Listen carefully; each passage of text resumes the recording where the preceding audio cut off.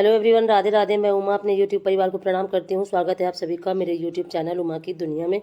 और ये उसी दिन का वीडियो है। मैंने जो जो भी भोग में बनाया था मैं उसको आपको बोला था कि आगे के वीडियो में दिखाऊंगी। तो मैं बनाने जा रही थी मेवा पाक। उसके लिए मैंने डाल दिया है कढ़ाई में शुद्ध घी, और देखिए डाल दिए हैं बादाम।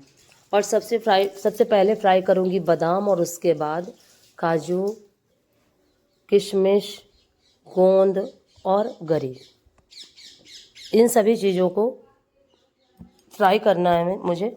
और ये देखिए हल्की आंच में मैं बादाम को फ्राई करने लगी थी, लेकिन बादाम में कुछ कमी थी, या तो वो गीला हो चुका था और या तो कच्चा था अंदर से। इसीलिए जैसे ही मैं बादाम को अच्छे से फ्राई करने लगी तो ये इतना ज़्यादा गीला था और इतनी ज़्यादा ज़ोर से चिटकने लगा कि मैं आपको क्या बताऊँ। तो मुझे इसको ढकना पड़ा। ये देखिए मैंने प्लेट ढक दी थी जिससे कि अच्छे से चिटक जाए, और नहीं तो ये लग रहा था कि मैं खुद ही जल जाऊंगी।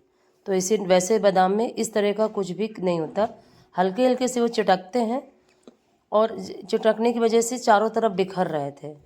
तो मुझे आइडिया लगा कि या तो ये गीला है, नहीं तो ये कच्चा है, कुछ ना कुछ इसमें कमी थी। तो फाइनली ढक के मुझे पकाना पड़ा। और ये देखिए बादाम मेरे पक चुके हैं। और वैसे तो जब चिटकते हैं तो बस वो चिटक जाते हैं और हल्की सी चटकने की आवाज़ आती है, और ज़्यादा इधर उधर बिखरते नहीं हैं।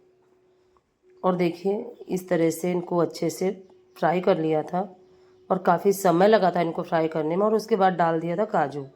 और अब इनको हल्का रोस्ट करना होता है, क्योंकि ज़्यादा पकाना, और जब मेवा को पका लेते हैं तो उसका टेस्ट और भी अच्छा हो जाता है। इसीलिए मेवा को घी में भूनना ज़्यादा अच्छा मैं समझती हूँ। तो देखिए ये भी भुन गया है। और अब इसके बाद डालूंगी इसमें मैं किशमिश। और किशमिश आप ऑप्शनल है, आपका मन हो तो उसको भूनिए, ना मन हो तो मत भूनिए, जिस तरह का भी टेस्ट हो। देखिए मैंने किशमिश भी अच्छे से भूननी शुरू कर दी थी, और बीच बीच में कूटते जा रही थी, क्योंकि मिक्सी मेरी ख़राब है, आपको पता ही है। और वैसे तो मैं सभी मेवा को मिक्सी में ही दरदरा दरदरा कूट लेती थी, यानी कि पीस लेती, ग्राइंड कर लेती थी। लेकिन अब मुझे इसको तोड़ना था, तो छोटा सा जो खल कुटना था उसको, उसका जो कूटने वाला था वो मैंने हाथ में ले लिया था। और ये काफ़ी वजन है इसमें, और काफ़ी अच्छे से ये टूट रहे थे। काजू तो फटाफट टूटते जा रहे थे, बादाम ही कुछ बताया ना कि गीला था, तो इसी वजह से थोड़ा सा समय लगा उसको कूटने में। और देखिए इस तरह से मैंने इनको बारीक बारीक करके कूट लिया था। और फिर इस मेवा पाक को ना तो मैंने लड्डू का शेप दिया और ना ही बर्फ़ी का, क्योंकि इसके जो टुकड़े थे ये काफ़ी बड़े बड़े थे, और मेरे पास समय भी नहीं था। और भगवान के जन्म का समय नज़दीक आने वाला था, करीब 11 बजा हुआ था, और मैंने ये रात में ही बनाया था। और तो सब कुछ पहले से थोड़ा थोड़ा करके रख लिया था, लेकिन यही सबसे जो ज़रूरी चीज़ थी वो रह गई थी। फिर मैंने हिम्मत करके रात में ही बनाई, मैंने सोचा। और ये देखिए बीच बीच में थोड़ी किशमिश पहले भून के डाल दी थी, कूटने लगी थी, फिर थोड़ा सा डाल के, और इस तरह से मैं बीच बीच में कूटती भी जा रही थी और ये भूनती भी जा रही थी, और क्रम से सभी काम आसानी से होते चले जा रहे थे। और ये देखिए किस तरह से किशमिश फूल चुकी है और अच्छे से भुन गई है। और ये फिर उसी तरह से हो जाती है, पिचक जाती है, ये फूली फूली नहीं रहती। आपका मन हो भूनिए, आपका न मन हो मत भूनिए। और मैं तो भून के ही मुझे अच्छी लगती है, इसलिए मैंने इसको भून लिया था। और ये निकालने के बाद अब डालूंगी गोंद। और गोंद को भी फ्राई करना काफ़ी सावधानी से करना होता है। और मैं आपको बताऊं, मेरी ये जो गोंद थी ये आपस में चिपक गई थी, क्योंकि ये गोंद और कुछ मेवा वगैरह मैंने पहले ही 2-3 महीने पहले ही मंगाया था कि लड्डू बनाऊंगी, और फिर तबीयत ना सही होने की वजह से नहीं बना पाई थी, और गोंद को ऐसे ही टांग दिया था खुले में। और मुझे ये नहीं मालूम था, क्योंकि कभी मैंने इस बात को का ध्यान ही नहीं दिया कि इसको एयरटाइट डिब्बे में रखे। तो जो बिखरे हुए इसके दाने थे वो आपस में चिपक चुके थे। इसको भूनने में मुझे आधे घंटे का समय लगा। और अगर ज़्यादा तेज़ आंच में इसको आप भूनोगे तो ये ऊपर ऊपर से तो भुन जाएगी, लेकिन अंदर से अच्छी तरह से नहीं भुनती है। वैसे भी गोंद अंदर से भूनना काफ़ी ज़रूरी होता है। तो काफ़ी धीमी आंच में इसको मैंने भूना था और फिर समय लगा क्योंकि ये चिपकी हुई थी। उसको दबा दबा के काफ़ी समय तक भूना और उसके बाद जब गोंद भुन चुकी थी तब मैं देखिए मखाने और जो छुहारे थे उनको मैंने पहले थोड़ा सा डाल के और वो उसमें मखाने थोड़े मिले थे, पहले फ्राई कर दिया था क्योंकि छुहारा जो होता है टाइट होता है और मखाने काफ़ी सॉफ्ट होते हैं और इनको आप बिना घी के भी भून सकते हो। तो देखिए मैंने इनको अच्छे से भून लिया है और अब ये भी निकाल देती हूँ। और अब बारी आती है गरी भूनने की। तो गरी मैंने पहले ही कद्दूकस करके रख ली थी और कुछ कुछ तैयारी थोड़ी थोड़ी पहले से ही करती जा रही थी कि जिससे एक दिन में मुझे सारे काम ना करने पड़े। और देखिए गरी को भी अच्छे से रोस्ट कर लिया है क्योंकि इस जब तक इसका कलर नहीं चेंज हो जाता तो ये वैसे ही सफ़ेद सफ़ेद दिखाई देती है और जैसे ही अच्छे से भून जाती है तो इसका कलर चेंज हो जाता है। और देखिए ये कलर इसका चेंज हो गया है और कुछ रेड रेड रेड हल्का हल्का सा ब्राउन ब्राउन जैसा होने लगी, रेड नहीं ब्राउन। और ये देखिए फाइनली गरी भी मैंने भून ली है। और आप इसमें इस पाक को शक्कर और बीच बीच में देखिए ये मैं कूटते जा रही थी क्योंकि ये कूटना भी ज़रूरी था। इसके छोटे छोटे टुकड़े करने थे मुझे। खड़ा मेवा मैं नहीं खा पाती हूँ, इसीलिए इसको काफ़ी छोटा करना था। तो पहले इसको मैंने दो दो टुकड़ों में डिवाइड किया और उसके बाद फिर और भी छोटा करती गई इस तरह से। और फिर चढ़ा दिया था मैंने देखिए कढ़ाई में पाग। और पाग आप गुड़ का भी बना सकते हो, आप शक्कर का भी पाग बना सकते हो। तो गुड़ ज़्यादा मेरे पास था नहीं तो मैंने सोचा शक्कर का ही पाग बना लेती हूँ। तो फिर शक्कर का पाग आप एक तार की चाशनी जैसा बना लो, काफ़ी अच्छा हो जाता है। और उसके लिए आप अगर आपको एक तार की चाशनी का आइडिया ना हो तो आप कटोरी में पानी डाल के भी देख सकते हो।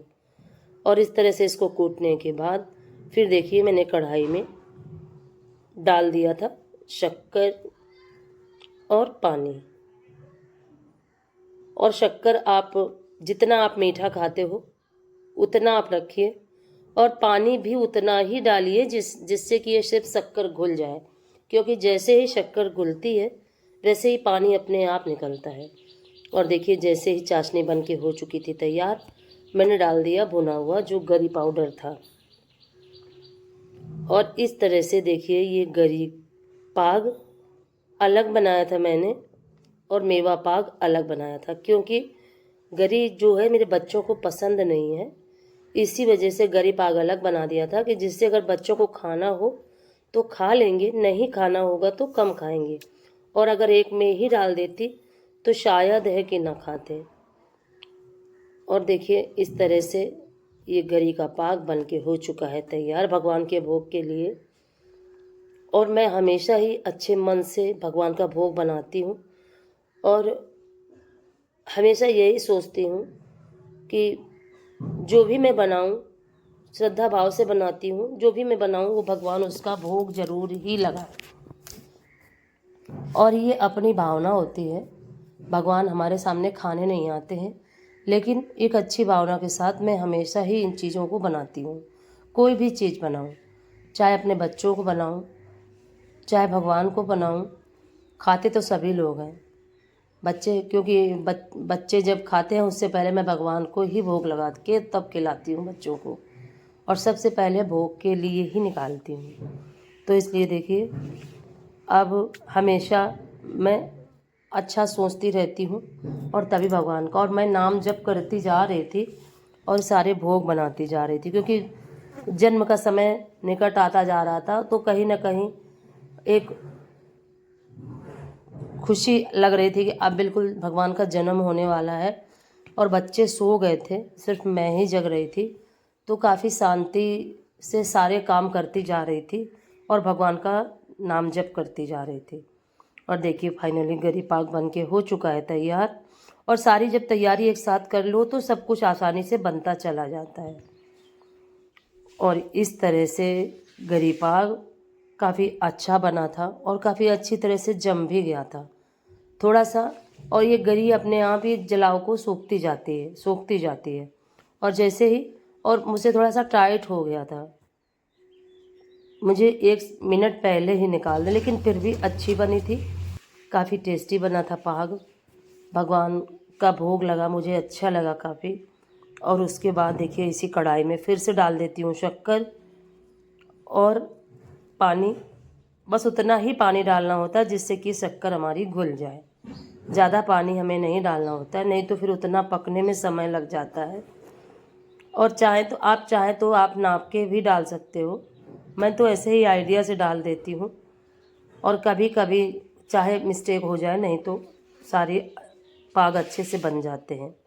और देखिए ये कुछ इस तरह से मैंने, जिस तरह से बादाम और काजू कूटे थे वैसे ही इसको भी कूट देती हूँ। और इतनी अच्छी भून गई थी, कूटते चली जा रही थी, कोई भी दिक्कत नहीं हुई इसे कूटने में मुझे। और फाइनली बहुत अच्छा मेवा पाग और बहुत ही अच्छा गरी पाग बन के हो चुका था तैयार।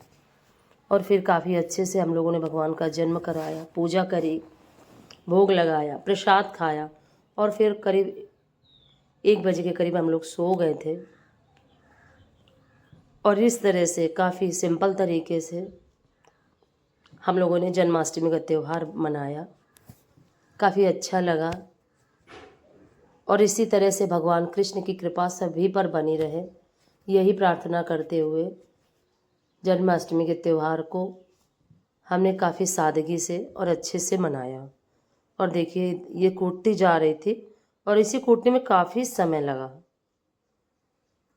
और प्रतिदिन बढ़ता चला जाता है हमारी ज़िंदगी का, और फिर से वही दिन आ जाते हैं। और इस समय में हमें किस तरह से अपना समय गुजारना है ये हमारे ऊपर डिपेंड करता है। चाहें तो इसी संसार की मुसीबतों में फंसे रहें, और चाहें तो अपने जीवन को एक नया मोड़ देकर और एक अच्छा जीवन जीने की कोशिश करें।